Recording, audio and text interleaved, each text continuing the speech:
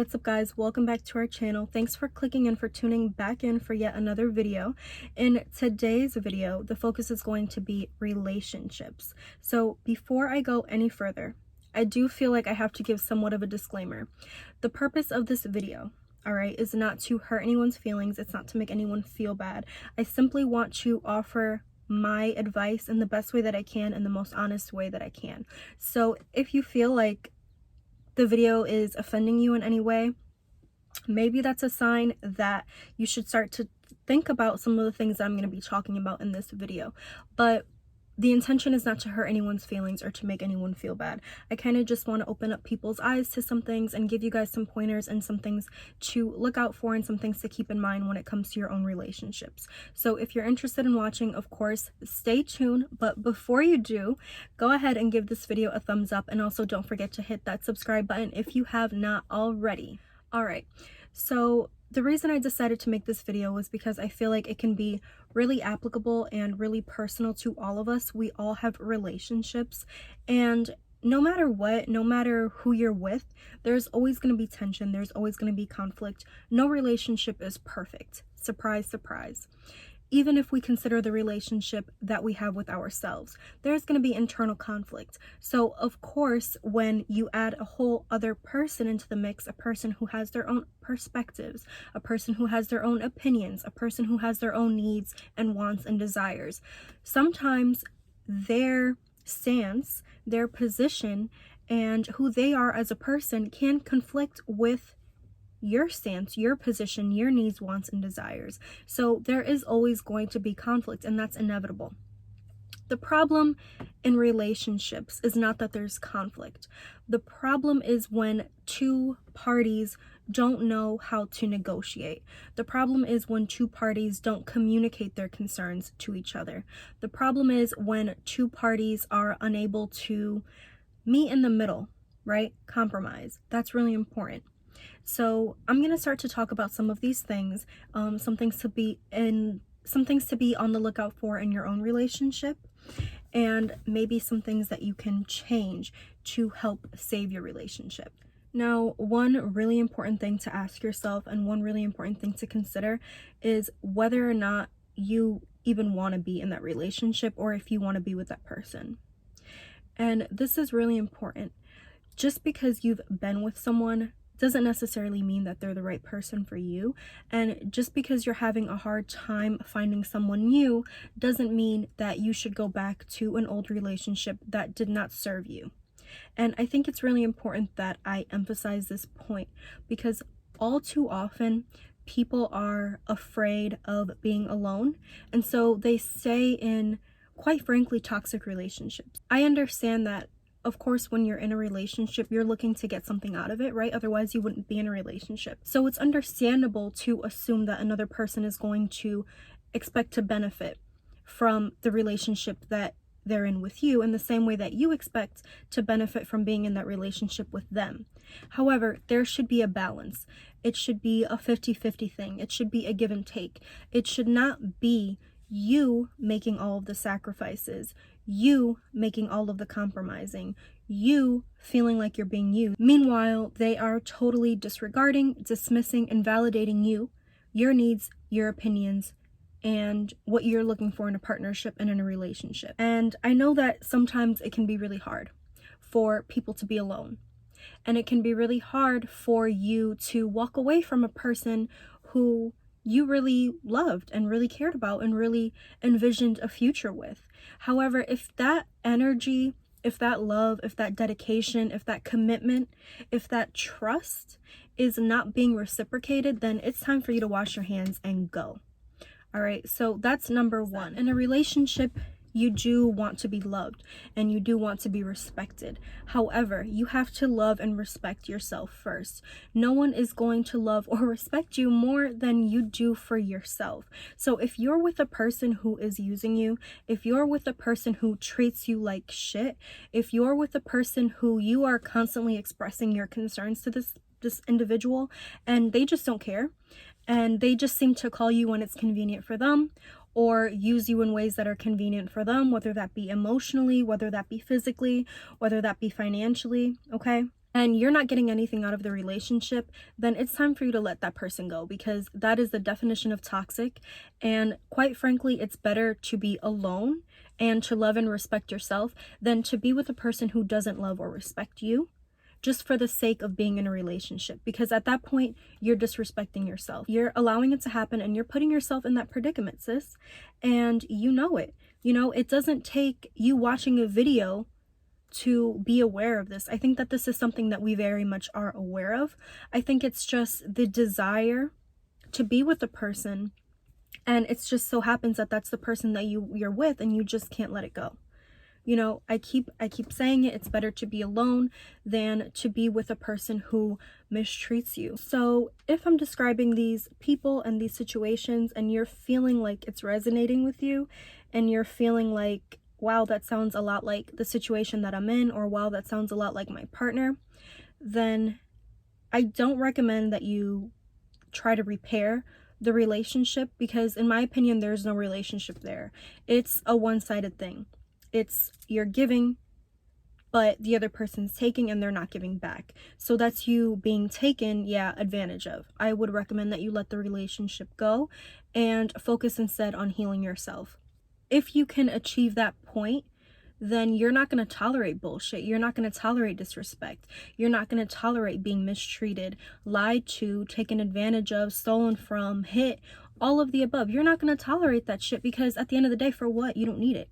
Right? You're whole within yourself. You're satisfied by yourself. And quite frankly, you're giving someone else the opportunity, the privilege to be with you and to receive everything that you have to offer to them, not the other way around. Right? So you're not going to tolerate anything less than satisfactory, right? If a behavior is unacceptable, then it's just that, it's not accepted. And it's time for you to move on to the next person and cast the next person for the role. But if the person that you're with is not satisfying that role, and they're not doing a good job at being a partner, being a lover, being a friend, then it's time for you to let that person go. If you feel like what I'm saying doesn't resonate with you, or not necessarily that it doesn't resonate, but that what I'm saying doesn't apply, and you say, wait a minute, I am with a good person. This person does love me. I know they do. This person does respect me. This person is trying. And although they're not perfect, I'm not perfect either, and I've made some mistakes. And I have fault. I can take some responsibility here for some of the problems that are in the relationship. We haven't crossed any major boundaries. We haven't majorly disrespected each other. I haven't cheated. He hasn't cheated. I haven't hit. He hasn't hit. There are just minor conflicts that we need to resolve. It might not be easy, but we can work through them. And ultimately, the relationship will be healthy, happy, and stable. If that sounds more like you, right, then I would encourage that you continue on so that we can learn about some ways to help mend some of those broken bonds and to help heal. So the first thing that I'm going to say, I know you have heard before. However, there's a difference between knowing better and doing better. So I know that you've heard this before, but I'm going to mention it again, and it's going to be your homework to actually do this thing starting today, starting as soon as you finish up with this video, and like and subscribe. And that thing is to be open in your communication.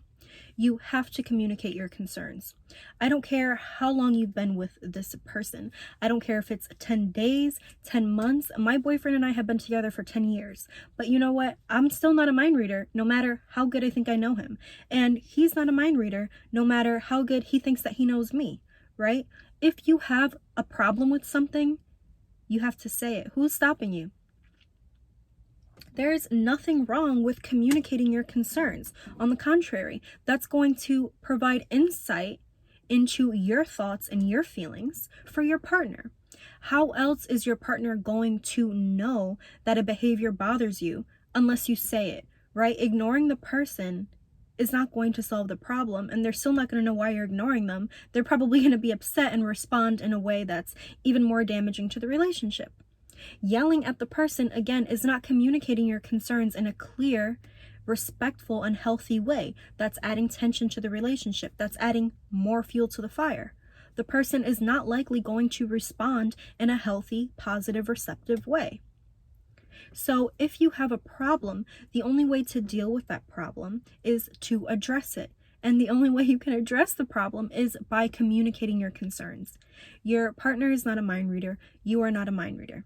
Your partner, no matter how long or how short of a time that you've been with them, they can't see or hear your thoughts or feelings, and the same goes for the reversal. I mean, it seems so basic, but I feel like this is the number one thing that we overlook so much and just don't do. So homework assignment number 1, write this down so you don't forget. 2 times a day. 2 times a day. At least. It can be more, but let's start off slow and we can gradually progress. 2 times a day, I want you to communicate to your partner what you like and what you don't like. Okay, so you'll just give them 2 things that they've done that day or that they've done that week, or 2 characteristics about them that you like. Hey, I appreciate you taking the trash out. Hey, it makes me feel loved when you give me a kiss goodnight, and you did that last night, and I'm happy about that. Or, hey, the dishes have been in the sink for the past 3 days. This is something that's concerning me. Is what we have set up working for you? Do you prefer not to do the dishes? Because if that's the case, then this is a simple thing that we can switch up, right? Where I take over the dishes and you take over one of my responsibilities instead, and boom, issues resolved. If there is a concern of ours, at the same time, we want to make sure that we address it. That should also be balanced with some positives, some compliments, something that's going to enrich in the relationship and make your partner feel good, rather than make your partner feel like they're being criticized about everything all the time. Equally important is making sure that you are receiving, that you're open to receiving some constructive criticism from your partner as well. So when your partner says, hey, it bothers me when you do blank, then you also have to be willing to change that thing. So it's a two-way street. The next thing that I want to point out here is accepting your responsibility, right? Recognizing that you have probably made mistakes and not everything is your partner's fault.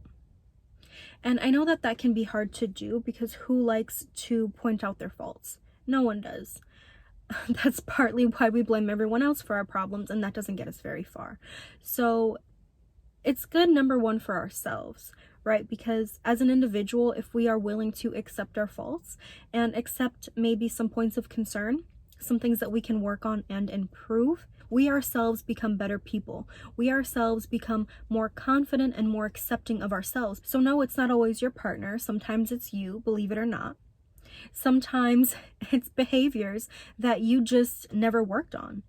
Things that you need to work on improving, not just for the sake of your relationship, which is really important, for your relationship with yourself. You want to better yourself and enhance yourself. No one is perfect. We're not gods. We all have things that we can work on and improve. The only fault is recognizing that you have a problem and not being willing to improve it or do anything about it.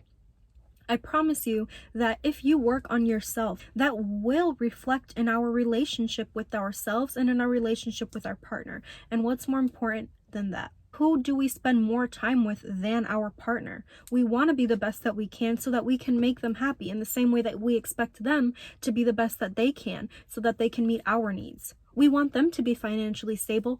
We should be that within ourselves as well. We want them to be more patient with us. We in turn should be more patient with ourselves and also with them.